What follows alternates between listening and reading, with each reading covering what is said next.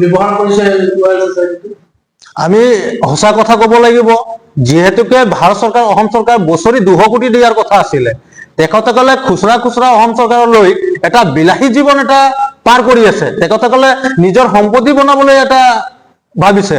তেখেতসকলে আদিবাসী কাউন্সিলত যিহেতুকে CM, ডিপুটি CM যিকোনো মেম্বাৰ আছে, তেখেতসকলক পাতি দিয়াৰ পিছত তেখেতসকলে ভাবিছে মই এজন ৰজা হৈ গৈছো। তেখেতসকলে ভাবি লৈছে যে আদিবাসী ডেভেলপমেণ্ট কাউন্সিলটো পোৱাৰ লগে লগে তেখেতসকলে ৰজা হৈ গৈছে, আমি হাতিয়াৰ ধৰি একত কৰিলো, গতিকে এই একতটো আমাৰে হয়।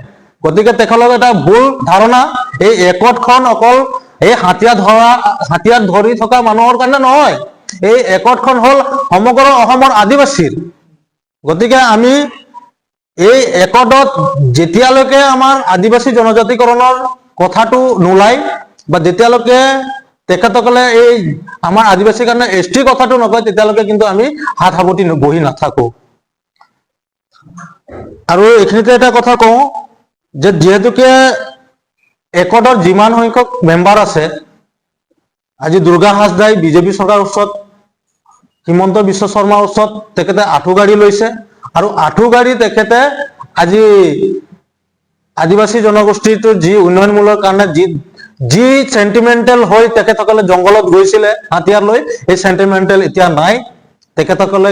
গতিকে আমি এই একতখনত যি ধৰণৰ দফা আছে, এই দফাখিনি আখৰে আখৰে পালন কৰিব লাগে। আৰু আমি ইয়াত অসমৰ মুখ্যমন্ত্ৰী হিমন্ত বিশ্ব শৰ্মাৰ হস্তক্ষেপটো আমি বিচাৰিছো, যিহেতুকে কাউন্সিলৰ কোনো এটা মেম্বাৰক আমি যোগ্য দেখিব পোৱা নাই। গতিকে এই কাউন্সিলখন অতি শীঘ্ৰে ভাঙিব লাগে আৰু ভাঙি নতুনকে কাউন্সিলখন বনাব লাগিব।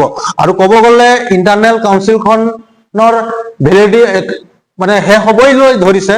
গতিকে এই কাউন্সিলখন ভাঙিব লাগে আৰু নতুন প্ৰজন্মক দায়িত্ব দিব লাগে। আপোনালোকে